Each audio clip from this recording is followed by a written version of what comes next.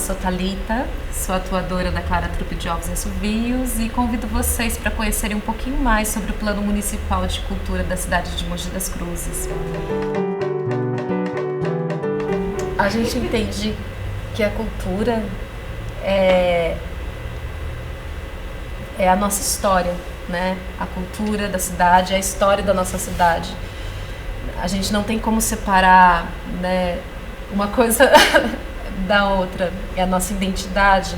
Porque enquanto nós fomentamos a arte, a cultura na cidade, né, automaticamente a gente está contemplando, né, aquela pessoa na rua, o trabalhador em qualquer outro ofício, né, porque ele vai estar recebendo essa arte, ele vai estar recebendo essa cultura. A gente vai poder estar ampliando a história da nossa cidade. Quando você fomenta o trabalhador de cultura, o artista, você fomenta aquele quem recebe, né? Aquele quem vai usufruir dessa arte, que muitas vezes é distante, né? Eu não consigo muitas vezes pagar um show, né? Eu não consigo pagar um ingresso para assistir um espetáculo de teatro aqui no Teatro Vasques, mas se eu fomento o trabalhador de cultura para que ele possa proporcionar uma obra que seja acessível, né? E descentralize, né? Quer dizer, que saia do centro, né? Que essa obra também possa, né, itinerar pelos bairros da cidade, pela periferia, pelas margens. Então eu vou estar automaticamente fomentando também aquela comunidade, né? Então todo mundo sai ganhando, né? Quando eu fomento o trabalhador de cultura e eu proporciono os instrumentos, os mecanismos, as ferramentas para que ele possa exercer o que ele sabe de melhor, né? Aquela comunidade vai receber, né? E vai poder ampliar. Os jovens, as crianças vão cada vez mais se inspirar, se interessar pela arte, pela cultura da cidade, pela história da sua cidade, pela história do seu povo.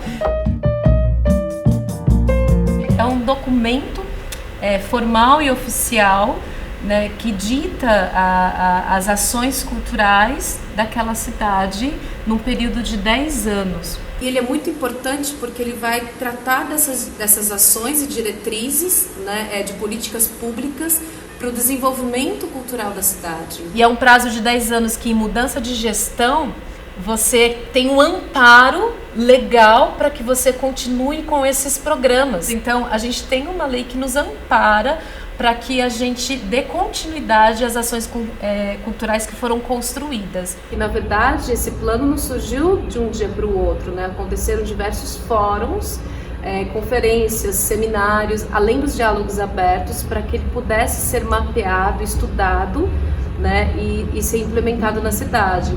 E ser aprovado, né, como foi em dezembro de 2019. Ele nos proporciona, né, quando ele chega para o município, essa relação de continuidade de ações culturais da cidade, né, de que elas nunca podem mais retroceder. Criam-se metas, né, de que a cada 4 anos, né, ela tem que ser alcançada. Então vai ser instalado um equipamento novo, né, uma escola de formação, é um exemplo, né, que eu estou colocando aqui.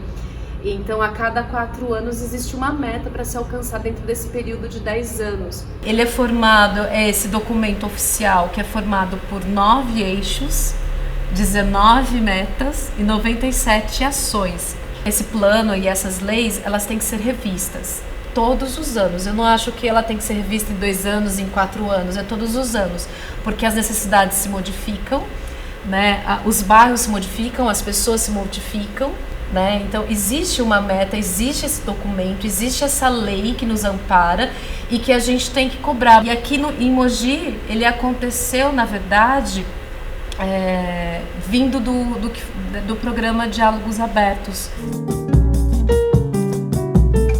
Esse programa de diálogo aberto, ele de fato se estabelece para trazer essa horizontalidade na comunicação entre a sociedade civil, né, e gestão cultural. Ele foi implementado aqui na cidade de Mogi das Cruzes, na gestão cultural, em 2013, visando essa necessidade de horizontalizar os diálogos, né, de ampliar esse canal de comunicação, né, para a implementação, para a elaboração, né, de políticas públicas na cidade.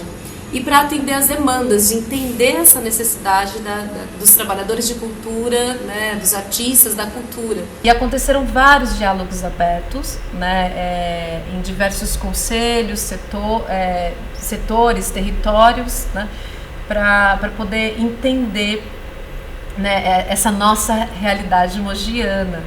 E esse ano, por exemplo, os diálogos abertos, eles se ampliaram não somente aos segmentos artísticos, né, mas sim às representatividades, né, identitárias.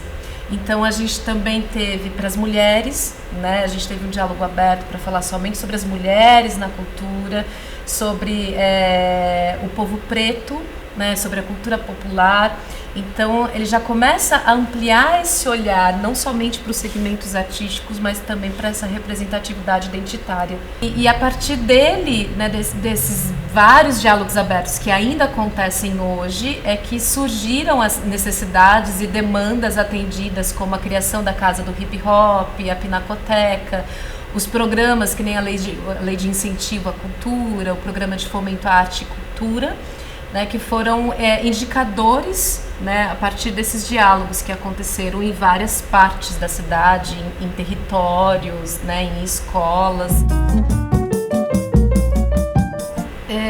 Há uma falha no sistema que vai além da arte e da cultura na cidade, né? Essa problemática, ela é sistêmica, né? Essa relação da mulher, né, dela ter acesso, né, dela ser reconhecida, né, e dela ter voz, porque a gente não vê muito nesse espaço, nesse ambiente de políticas públicas, quando a gente, né, utiliza esse termo, a gente não encontra mulher nesse lugar. A gente teve pouco tempo, por conta da Lei Aldir Blanc, a gente conseguiu ter um resultado de indicadores em que mostraram lá que mais homens e heterossexuais que foram contemplados nos editais, né? E a gente vê um número pequeno de mulher, e a gente tem que perguntar por quê, sendo que se eu perguntar para você quantas mulheres artistas você conhece, eu conheço várias, e por que elas não estão aqui? A gente tem que se questionar. Por que não foram contempladas? Por que não chegaram nessas mulheres? Será que elas se reconhecem como trabalhadoras de cultura? Né, como artistas, ou será que elas não são reconhecidas, ou é uma questão de comunicação dessa política pública que não chega até essas mulheres? O quão é falho ainda, né, nesse mecanismo que ele é importantíssimo enquanto política pública, mas que essa política não chega de fato a quem precisa. Né? Então a gente vê que as mulheres elas acabam exercendo um papel invisível, de que ela não tem ainda muita voz. Você não vê nesses diálogos as mulheres falando, as mulheres participando, e obviamente muitas dessas mulheres estão às margens, estão nas periferias. E nós somos mulheres, mães solo, né, tendo que lidar com diferentes aspectos, preconceitos e dificuldades. E o quanto mais a gente se reunir, se unir, né, para poder, de repente, o que funcionou com você, o caminho que você percorreu, né, possa ser o mesmo para aquela mulher, ou não, né? Quais são os caminhos? Tem que partir da gestão cultural também, que abra esse espaço para que as mulheres comecem a participar, que a gente busque essas mulheres. Então a gente tem um programa que é o Conselho Municipal de Cultura da cidade, né? E é esse conselho que tem que estabelecer esse diálogo com outros conselhos para trazer as mulheres, né, para esse espaço. Eu acho que o contato ele vem com essas escolas, com essas comunidades, com essas associações de bairro, com os conselhos de assistência social. A cultura, né, tem que traçar essas pontes de comunicação, o Conselho da Mulher, né, para a gente poder então mapear, entender essas mulheres e entender ela que está ali também faz parte, né, que ela também é reconhecida como trabalhadora de cultura, que ela pode se cadastrar, que existe um cadastro de artista, né, e que dentro desse cadastro ela tem acesso a todos os programas que são oferecidos, né, para elas poderem entender que elas são reconhecidas como artista, que esse ofício, né, que ela toca lá num bar, um samba, que ela, né, borda o figurino, né, para aquele grupo de congada na cidade, né, que ela também, né, ela tem que ser reconhecida como artista, como trabalhadora de cultura. E aí eu deixo esse convite, né, para as mulheres que estão assistindo, que a gente possa se reunir, que a gente possa começar, né, a trazer esse movimento, desse mapeamento das trabalhadoras de cultura, dessas artistas da cidade, dessas necessidades. Nós mulheres aqui, que possamos cobrar dessa gestão, desse plano municipal, que a gente possa inserir, já que ele possa ser revisto todos os, né, a cada 2 anos, que a gente possa então se reunir, né, que a gente possa mapear, que a gente possa criar os nossos indicadores de demandas dessas mulheres na cidade, para que a gente possa então entender que num programa, por exemplo, de fomento, que editais será que atenderiam essas mulheres? Que a gente consiga então ampliar esse alcance e acesso a essas políticas públicas, né, que elas façam valer, né, na mão dessas artistas, e que sejam reconhecidas, que se façam reconhecer, né, neste lugar, né, de patrimônio cultural.